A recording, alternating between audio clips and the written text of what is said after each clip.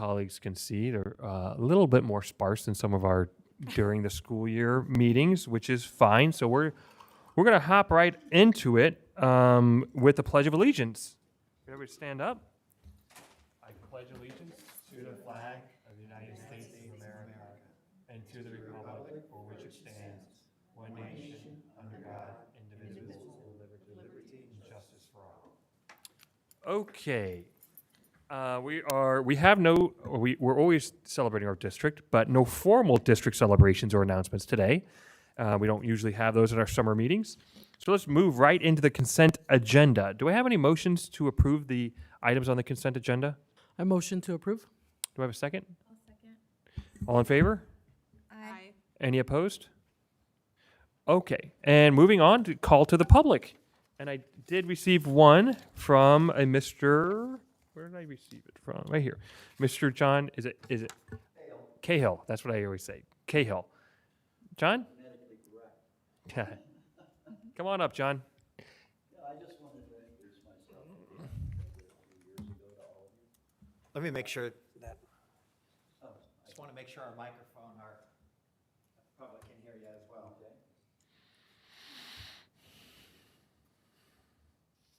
There we go. Okay, again, John Cale. I've lived in this community for most of my life. Had a couple kids that went to school here. You've kind of heard this before.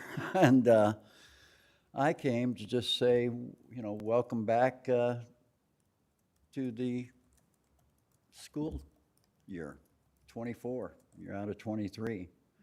Do any of you know what, I wanted to find out what measurement was used to test the kids this year? Because I wasn't keeping up on that. So I'd be during the call to the public, because we actually can't answer questions Okay. to you. It's just an opportunity for members of the public to be able to speak to the board, Okay. but board members and myself aren't actually able to respond to anything, but we will absolutely follow up with anything and everything that you may talk Okay, about. that's what I wanted to know about. For sure. That was the primary thing, and they're trying to drag me back into running for board here in 2024, and I keep telling them I'm probably too old, but they said, no, you're involved, you do it, and I'm a precinct committeeman in this area, Park Central, and so I'm looking forward to learning more about what's going on in the school district, how your grades are looking. Hopefully they came up. I know that you indicated to me that one of the most important things that you wanted to do here was early child reading, right up my alley with ABC Phonetic Reading School. And so I'm hoping to, if I do run, to be sitting where you are today and helping advance the cause of reading and math that I'm so passionate about. Thank you. Thank you. Okay, thank you. Moving on to administrative reports since our May meeting. Any questions? I know the administrative reports are a little bit smaller this time of year, but any questions as to the administrative reports? And board members, this is your first summer. For some of you, this is your first summer. So both in terms of administrative reports and administrative presence at governing board meetings, it's an easier time for folks being on vacation and everything. So I do not ask I do not ask the administrative, the principals to submit board reports during the summer. And I only ask of the administrative team, those that have business before the governing board, needing to be present at the board meetings. There's lots of, we've actually got out of our principals, half of them are in conferences right now, seeking professional learning opportunities for themselves and their staff members. So they're often and attending conferences for some of our folks. So that's why you'll notice the reports will be a little bit slim during these summer months. I just wanted to commend from the reports that we got, the great work done on the grants that were received for the different programs. Unfortunately, our state doesn't completely fund our schools, right? So I'm really happy to see that our admin team is quickly working on getting grants so that we can fill in the gaps. Okay. Seeing no other questions or comments, thank you so much. And we'll move on to action items. The proposed 2023-24 expenditure budget is our first action item, and I see Colleen coming up. Come on up. Yes, good evening. In your board packet there is a 2-page summary of the mini worksheets that go into the proposed budget, as well as a summary sheet. It looks very similar to this, which is similar to the projections that you've been receiving throughout the spring through the budget committee process. So just to kind of walk you through the components of the proposed budget for the 23-24 school year, it includes the approved items from the legislature for funding for the upcoming year. So you'll notice that the base level per what we refer to as weighted student count went up from 4,775 per student. That's plugged in at the new number of 4,914 per student. And then that flows all the way through that M&O proposed formula, so that that increases our revenue control limit, or what we refer to as our RCL, which is what our 15% override is based on. So then the override number has also gone up. And then you'll see an increase there on the DAA, the District Additional Assistance Transfer line. That's to reflect the additional transfer from DAA that the board approved as part of the Budget Committee recommendations to shift more money from District Additional Assistance into M&O.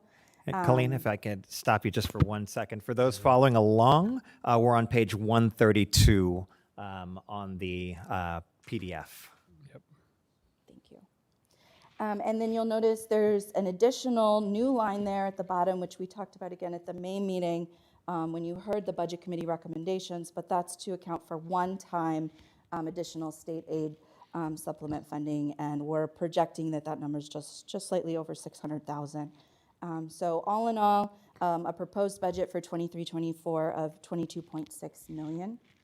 I will point out that this proposed budget does include some projected growth in student count. It's always important that when you're proposing your budget, which then translates to the adopted budget, that you build in the potential for student growth, because in a state with current year funding, if we don't capture the potential for that growth at the time that the budget is set for adoption, you can't go back and make up that revenue later as far as cash flow, because your tax rates are based on that adopted budget. So you want to make sure we will always adjust our budget capacity and our expenditure levels once we have a known current year student count, after we get through those 40-day, 100-day. But at time of proposed and adopted, you want to build in projection for growth so that you for sure have an override amount and a tax base amount that's going to support potential growth. That's also important to note, because when we come and make that modification around December time, it's not just accounting for loss of students, but we're also accounting for the projected potential growth. So sometimes that number seems a bit much in December or January when we're coming in and adjusting that number. Additionally, I would just point out on that board page, it's also kind of all coupled together here. So the agenda item tonight is to approve the proposed expenditure budget. It's also to set the date for the public hearing for adoption of the budget in July, and also to approve in that public hearing will also be the possibility of approving expenditures from insurance proceeds, which is required through a public hearing process. So we couple those together. And members, I wrote to you in the last update that we're going to have a quorum of this board that's not going to be in town on July 11th, which was our original in January when we set the calendar for this entire year. We chose July 11th as a date. We need to have this done statutorily by July 15th, so we can't push to that third Tuesday of the month. Knowing that 3 out of the 5 of you will not be here for the July 11th meeting, we're going to need to set that time a little bit ahead. We also can't push it too soon, because this needs to be posted for 10 days.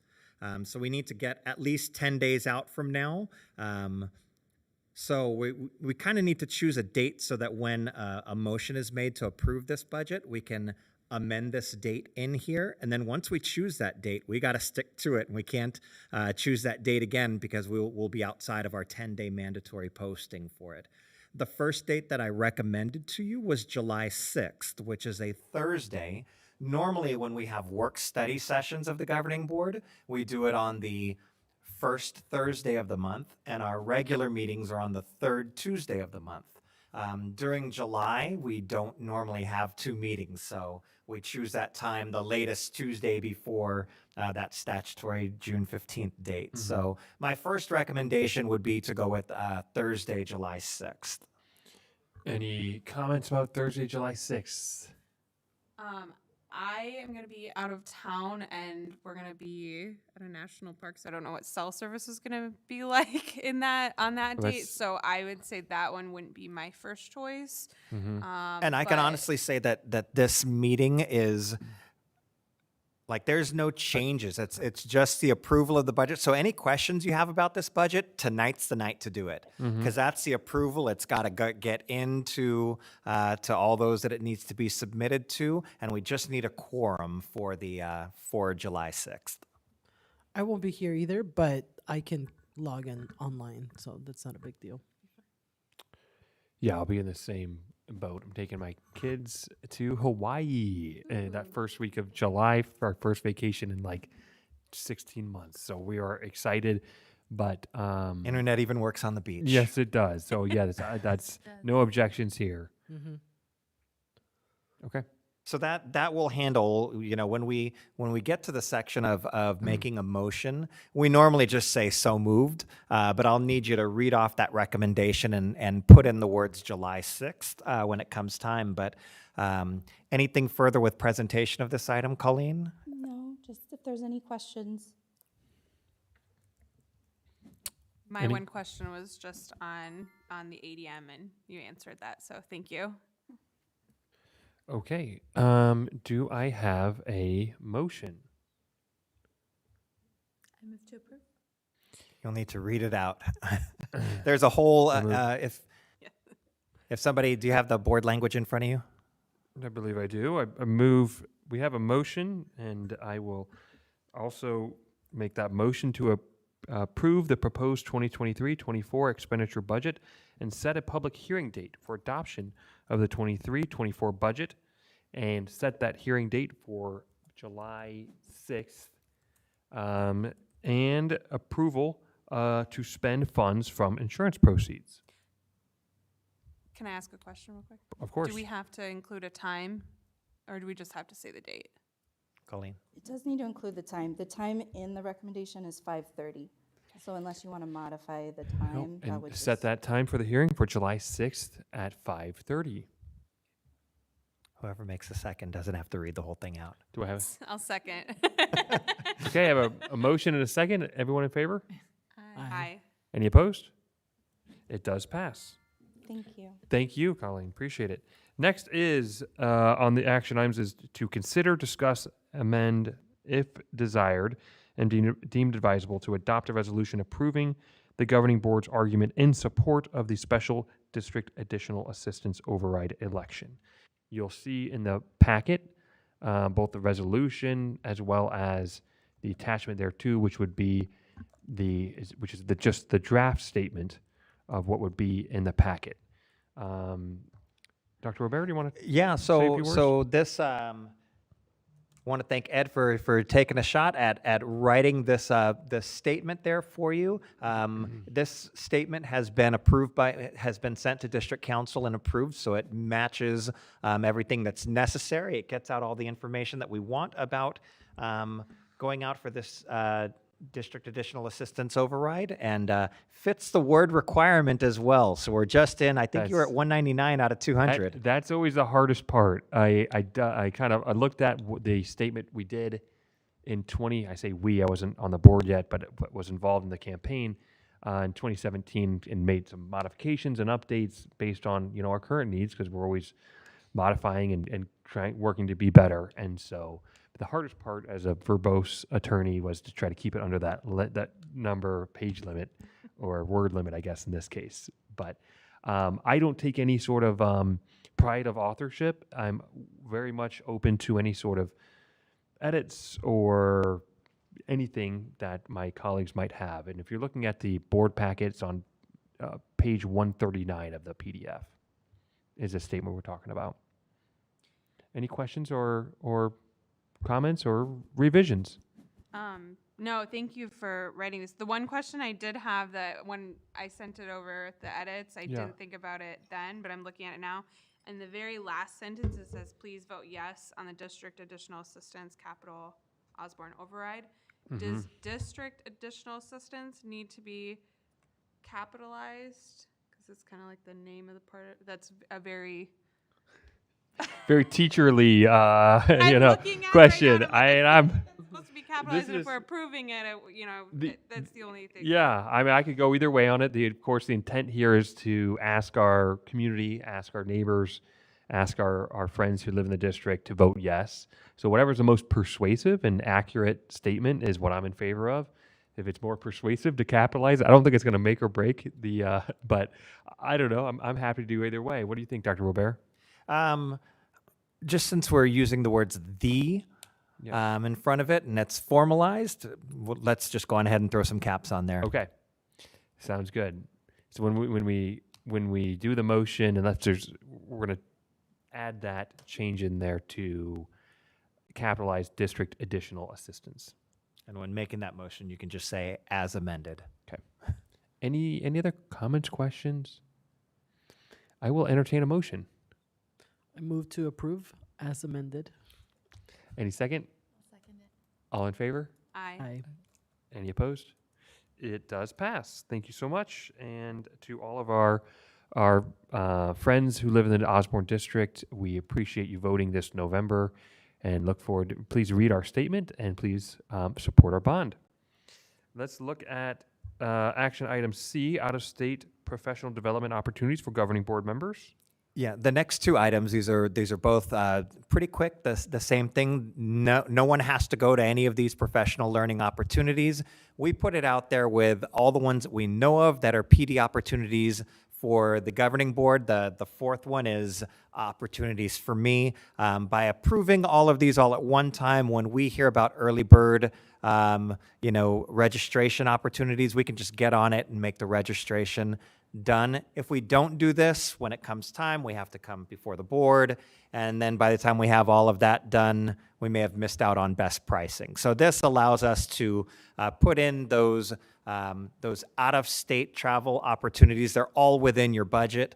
So for NSBA Cube, which is a part of NSBA, we have the summer leadership. We put that one in even though it's in state, it's out of county, so that still requires that approval. NALEO that we've had board members attend. So those are the ones that are there for governing board members. If you scroll down to the next one, our I think the ASBA Summer Leadership Institute, I think that just happened. Right? Yes, So I think so we're past this- that one. I But actually put in next summer's. oh, okay. So I it did it says- for all of next school year. Okay, it says Um, June 2023 in there, but that maybe Oh. I'll just amend that in the motion. Yep. So we'll amend that to June 2024. And the convenings that I either attended this year or may be interested in, I don't plan on going to all of those, but those are just ones that are there so that we can maximize on pricing opportunities. So entertain a motion on item C first, and then we can move on to the second one unless you guys have questions. Do I have any motion as to item C?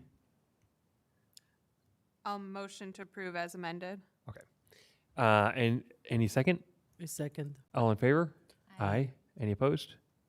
It does pass. Let's move on to action item D, which has already been explained. Do I have a motion? I move to approve. Do I have a second? I'll second it. And all in favor? Aye. Aye.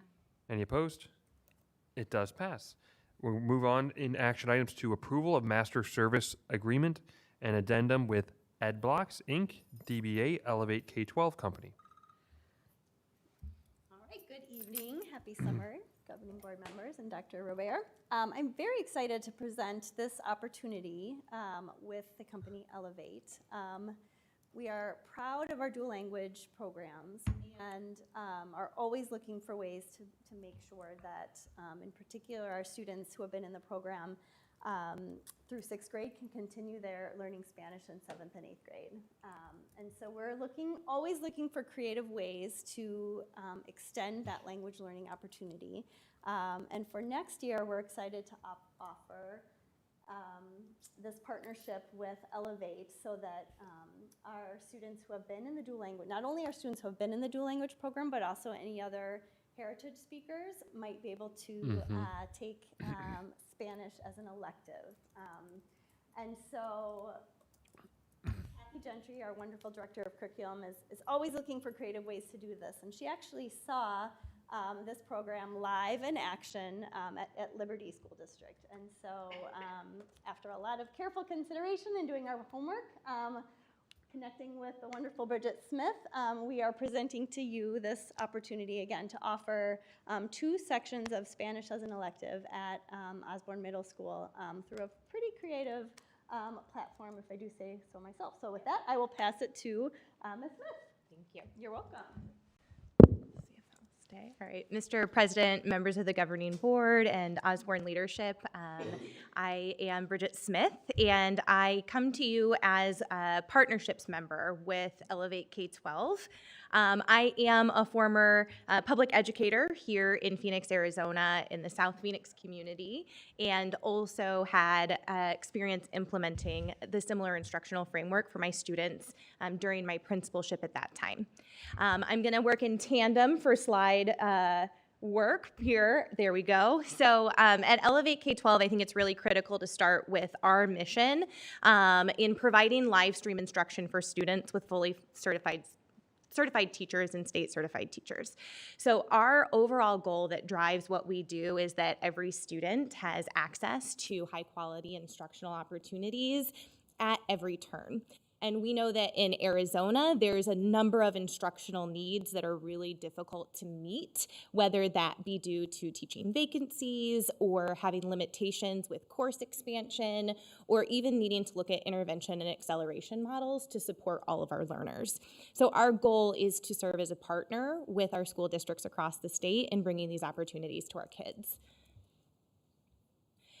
So where we're looking to move and what you have up for approval this evening is to build a partnership between Elevate K-12 and your school district, specifically serving Osborne Middle School, in bringing live Spanish instruction to our middle school kiddos. And as was mentioned by Mrs. Potter Davis, this is not only a really beautiful opportunity to extend the dual language foundations that many of the students have access to, but to also create opportunity for students who may not have had formal Spanish instruction yet in their academic journeys.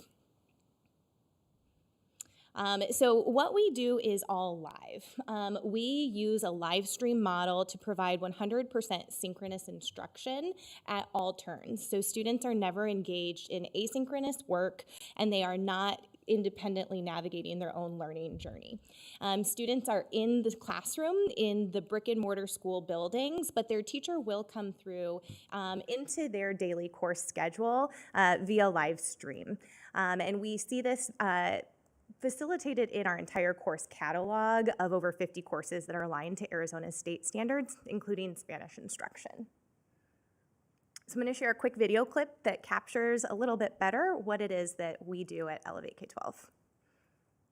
The Elevate Live experience is built with the idea to keep live teaching as close to traditional teaching as possible. For students physically in school for class, a large display of the teacher and daily lesson are projected at the front of the room. Teachers will see all the students as one classroom, not as individual students' videos. This view So really exceptional introduction to what we do. And it might be a cliffhanger. But if the Elevate Live experience is built with the idea to keep live teaching as close to traditional teaching as possible. For students physically in school for class, a large display of the teacher and daily lesson are projected at the front of the room. Teachers will see all the students as one classroom, not as individual students' videos. This view changes slightly for the remote environment, where a student will have video of the teacher on screen, but the teacher will not have video of the individual students. The teacher's system has access to a course menu with curriculum created by our experts and aligned with the national and state standards. This curriculum is customizable according to the scope and sequence of the district. Within the curriculum are content resources consisting of lesson plans, which are used as the foundation for teaching, teacher notes and manuals for offline access and preparation, videos, games, and simulations for student engagement, and most importantly, the QZ, a stop and check quiz for formative assessment that students complete in just a few minutes. This checks for understanding and relays that information instantly to the teacher. The teacher can then determine if the class is prepared to move to the next concept or if further review is needed. Teachers will also be able to incorporate social-emotional learning through polls. Elevate Live is loaded with templated or custom polls that will gauge how kids are feeling for sentiment analysis. The teacher-student interaction is fluid. At any time, students have the ability to reach out in a variety of ways. There is the Raise the Hand feature, notifying the teacher and opening a question in the class chat. For the shy students, they can message the teacher one-on-one with private chat. And all classes have full audio capabilities that can be toggled on and off for the class or by students, so that there is bi-directional verbal interactions between the students and teacher in every class. Every student can interact at their comfort level. Elevate Live thrives on growing student engagement. Teachers and students utilize the annotation tools to engage students to write, graph, draw, color, and place emojis. Has proven results of increased engagement over the course of a year. A teacher can open a whiteboard or provide write access to a student to answer directly on a slide. Student engagement and collaboration is ever present in every Elevate Live class. The class never slows down with 24/7 live tech support and real-time assistance. Access to grades is right at your fingertips. Export attendance, participation, formative and summative assessments, and uploaded directly to your system. Move to the modern classroom with Elevate Live.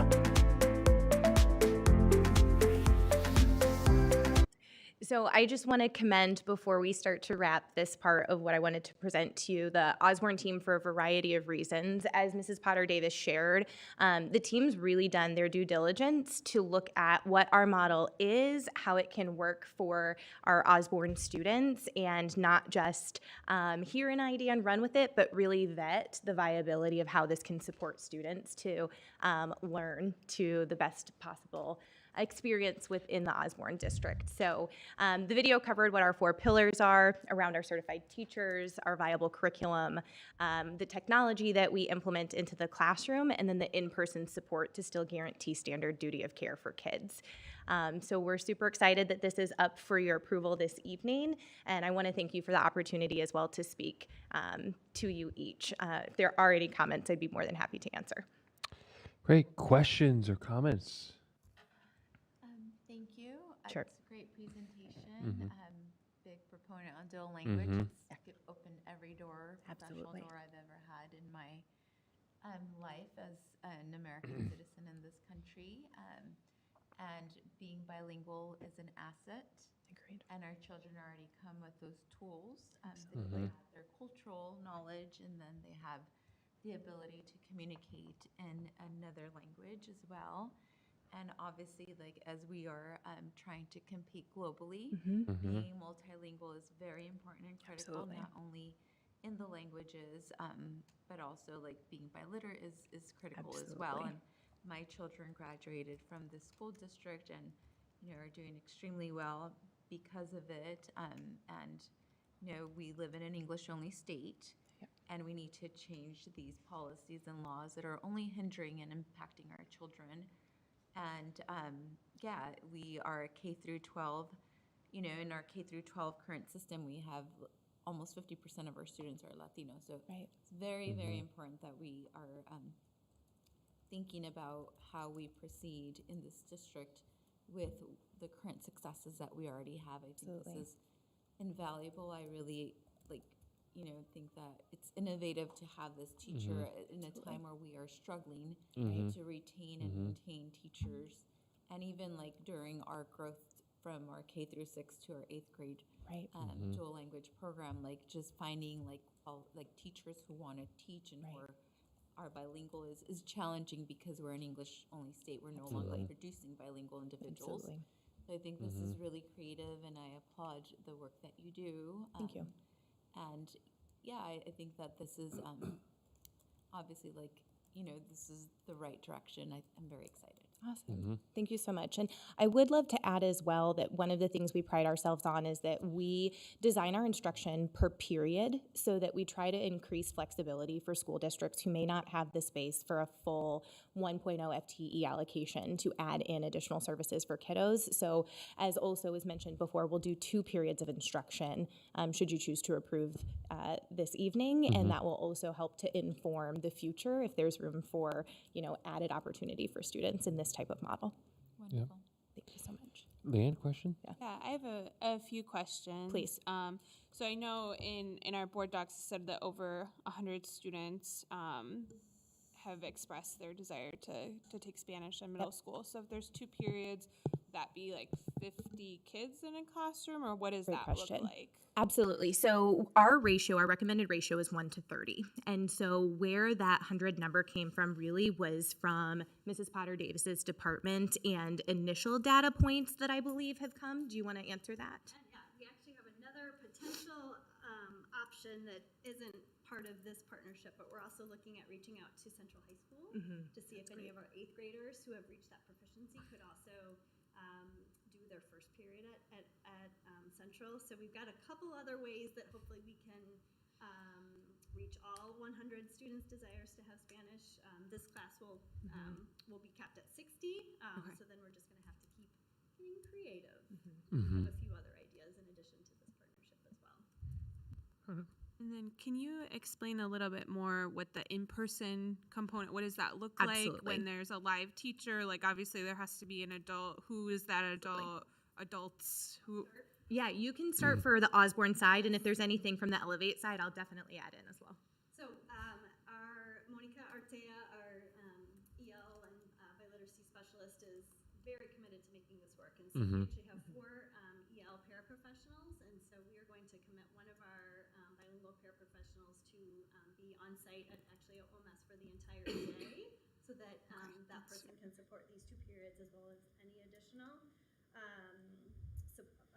opportunities that we built in. So that person is fully bilingual, knows the program well, is just really excited to then work in tandem with the instructor. And you can please share what Yeah, no, that's really exceptional because really the most ideal situation is being able to have a qualified paraprofessional or instructional aide in the classroom, and sometimes that's not available with the human capital within our districts. And so the fact that Monica was able to really make that decision for OMS, I think, is really powerful and goes back to the research that your Osborne team has done to be really intentional with this opportunity. With our team, part of our partnership that comes to the table is the training of that in-person support. So really talking through what a co-teaching model looks like. And of course, the certification is going to come from that direct instruction with our teacher, but they're going to have access for ongoing collaboration that will take place through email and written communication before lessons, after lessons, using Microsoft Teams during the lesson. And honestly as well, you'll see in an Elevate room, the teacher and the coach, they'll talk to each other as if they're together in the same space. And it's really powerful when there's intentionality between the teacher and the in-person support. And I really believe that is the planning that's taking place with this Osborne team. It's very impressive. And then I know in here it said, if a teacher has to be out, they're sick, whatever that is.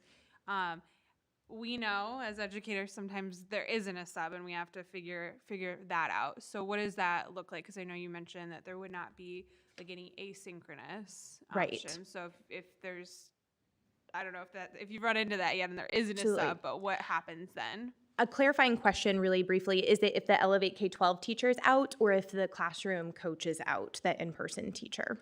Either. Both? Yeah.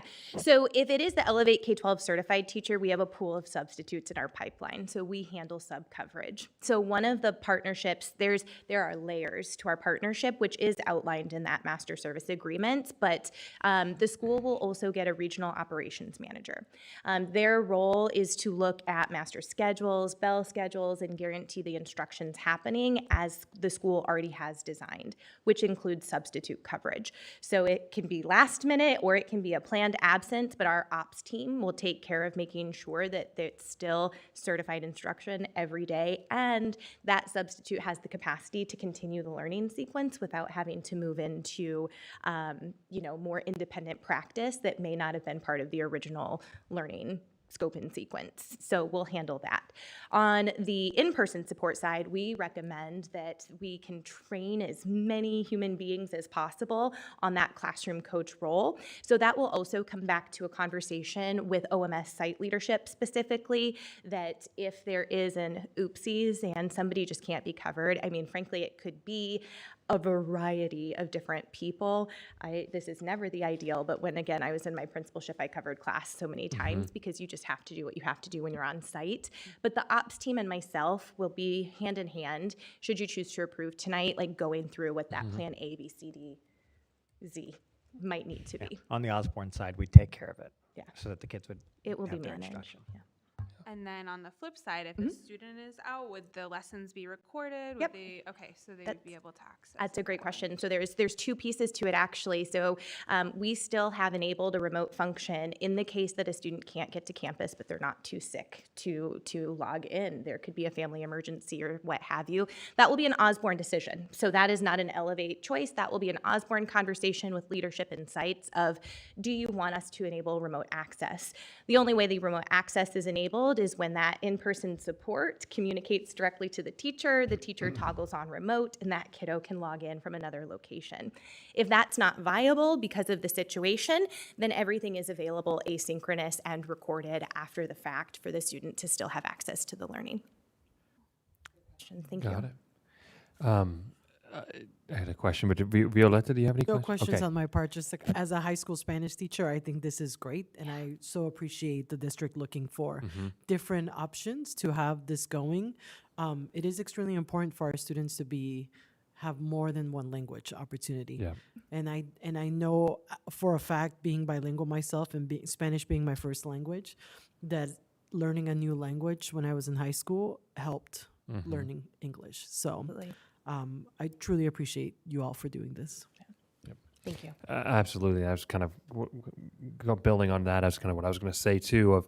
We have really strong dual language programs in this district. Absolutely. And I got two girls in them, and they are just doing great. And we speak Spanish at home, and they're doing fantastic. And the programs here in the district are fantastic. Is the thought, maybe this is more of an Abby question, but is the thought for this, what we're talking about right now and approving right now, are we going to funnel our kids like mine who are coming up through the dual language, those dual language kids into this program, or is it for kids who were in the non-dual language track to come in as part of these classes, or is it both? I think it's all of the above. Okay. Our probably main audience, as we were thinking about this, would be our sixth grade dual language Okay. students who are headed to OMS, so that Got we it. can continue that, with the seal of biliteracy as kind of an end goal, all Yep. those high school credits that they can gain along the way by taking the Apple assessment. Yep. But we also know there are going to be other students out there for whom this might be Sure. a wonderful option. So it's not closed off to other students, but because I think it really is important to have that track. And I know Board Member Aguilar has been pushing for a long time to make sure we're having our dual language up into our middle school, because like in my family, that's really important that it's up through, and then hopefully up through high school, and whole life reading, writing, and speaking English and Spanish. So that's really great to know and to have more options. And the teachers, is the hope and design to have native Spanish speakers as the teachers?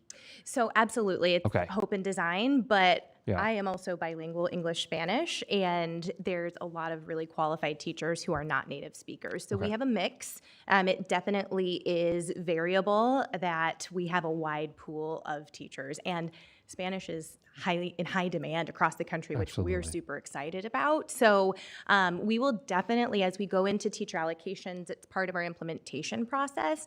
All of that information gets shared with Osborne leadership as well as Osborne site, and I'd be more than happy to continually provide updates as well under Dr. Robert's discretion, of course, but to you as the board to know what is going on, who the teacher is, how the Okay. progress is being made.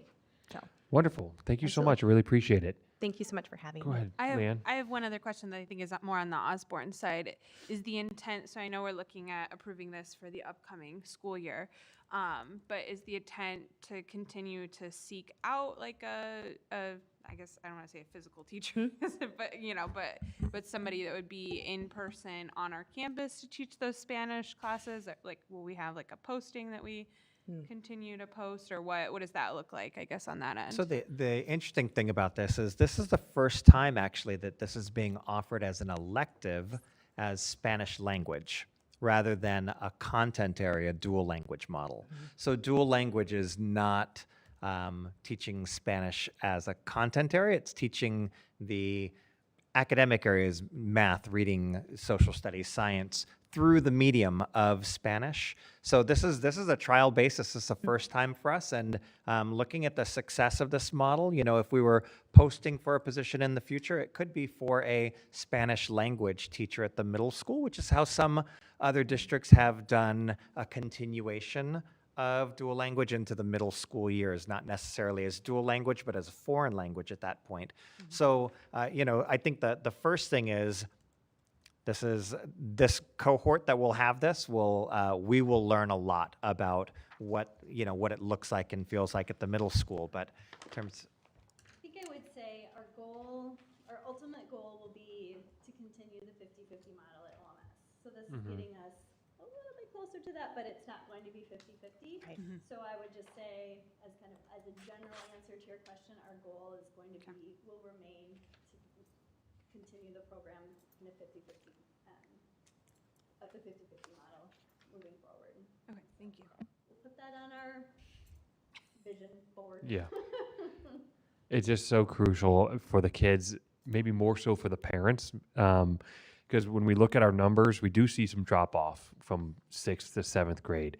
So it's just really important for the parents to know, hey, we know you love the dual language program. It gets rave reviews, and we gotcha in middle school. Boom, we've got all these options and tracks. So I think that's so important to drive that home. Well, thank you. Seeing no other questions or comments, I'll entertain a motion. Move to approve. Do I have a second? A second. All in favor? Hi. Any opposed? It has been approved. Thank you so much. Next is approval of the lease agreement with Sounds Academy. Dr. Robert? yes, and board members, I wrote to you about this during the week. This is this is basically lease of space over at Osborne Middle School. 3 rooms. I hope you got a chance to click on those hyperlinks and learn a little bit about Sounds Academy.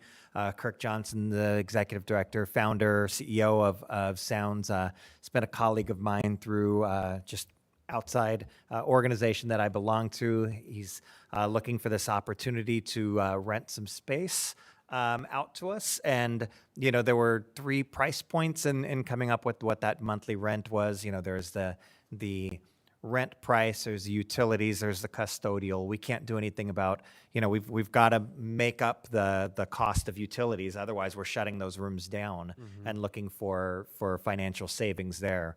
So we don't want, these were rooms that were designated to be closed next year. We were going to change the locks on them and not be using them at all. So by not doing so, we need to recognize any finances there, any costs of doing custodial in the room, we need to make that up as well. But kept the actual rental, for an opportunity to get this amazing organization that does such wonderful work with music in communities out there as a lease in our school. Kirk would love to be with us for the long term, but we'll see where he and his organization go through. But with your approval, they will actually collect keys tomorrow, I think, and start moving in. So Wonderful.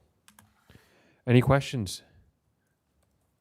Okay, I'll entertain. Absolutely. I just want to comment that, I used to work for a nonprofit that was a music academy. And so I also have seen just the power of the arts, right? And I was part of that nonprofit as a kid, attending and taking those classes, and just how it helps. Music is one of the main methods where you're learning and both sides of your brain are actually learning at the same time. So I appreciate that, to have this opportunity to have Sounds academy, occupying those 3 rooms that were going to be empty. So. Okay. Seeing no other comments or questions, thank you for that. And I'll entertain a motion. I move to approve. Any second? Second by Board Member Aguilar. All in favor? Aye. Any opposed? It does pass. Thank you so much. That is the end of our action items. We're going to move straight into a reflections and feedback on the meeting. And before we do executive session, I'm going to start with our board member Ramos.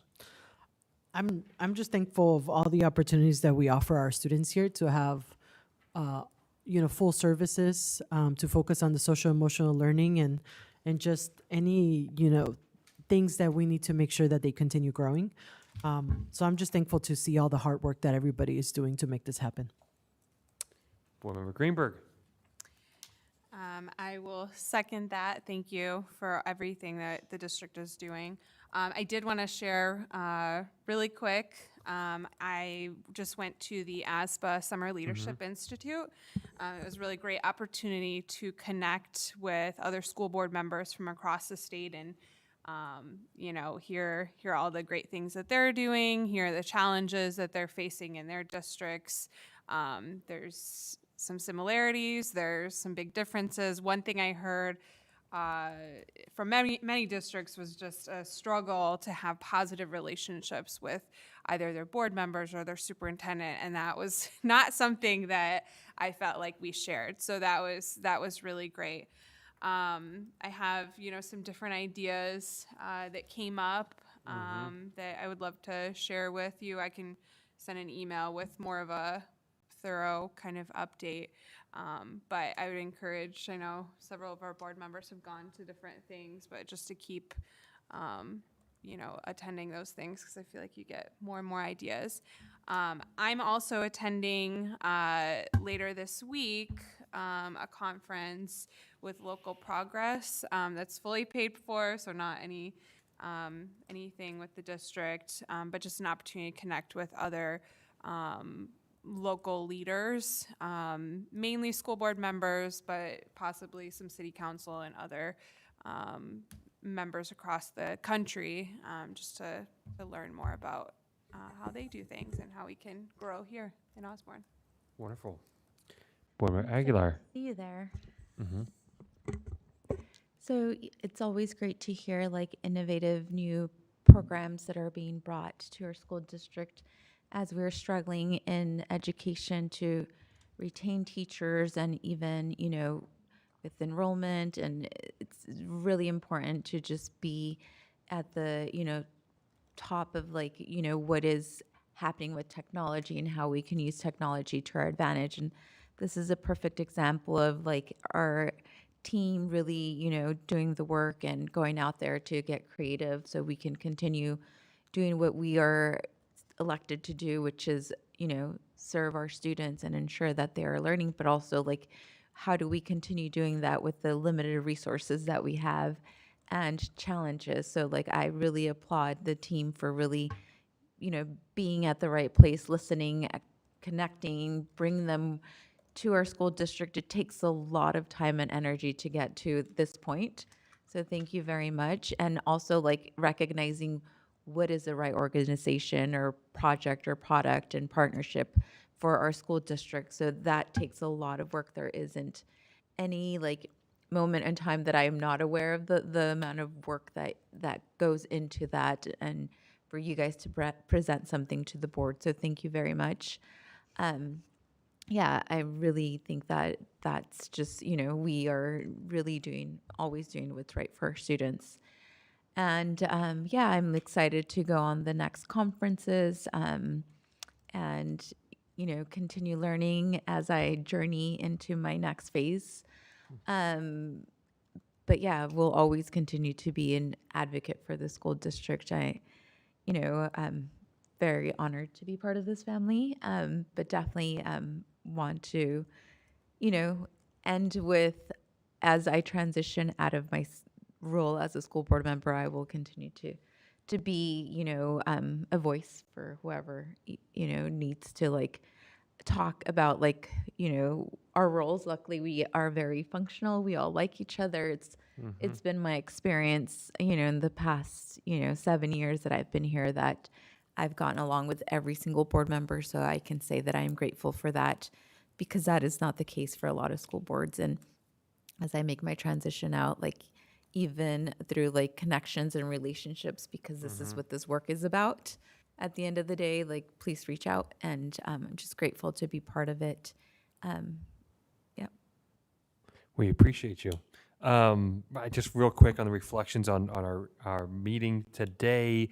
I miss seeing the kids and our teachers, but I'm really glad they're on vacation and hopefully having a restful vacation.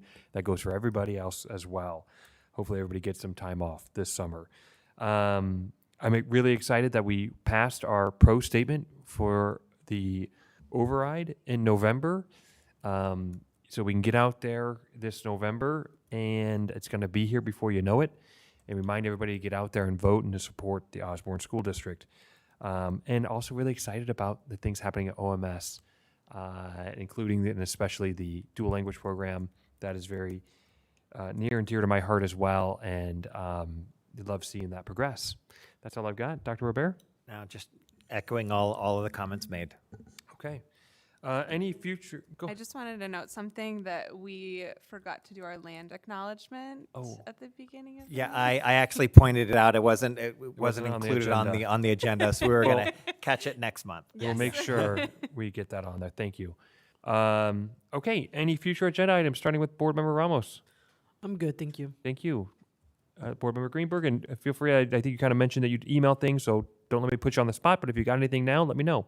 No, I know that this was something that was brought up before, but just thinking about school safety and looking at, our suspensions that we've had this past year and kind of thinking of a plan going into next school year. Putting that on probably a study session, I think would make the most sense. Agreed. Okay, Board Member Aguilar. No items. Okay, nothing from me either. And with that, normally I'd adjourn, but we are going into executive session for the purpose of discussion of superintendent's evaluation. So I'm going to move us into. Do I need a motion to go into executive session? Can we do like a minute break? I have to run. to the Absolutely. Minute break, and then we'll come back in executive session. Always good to use the gavel.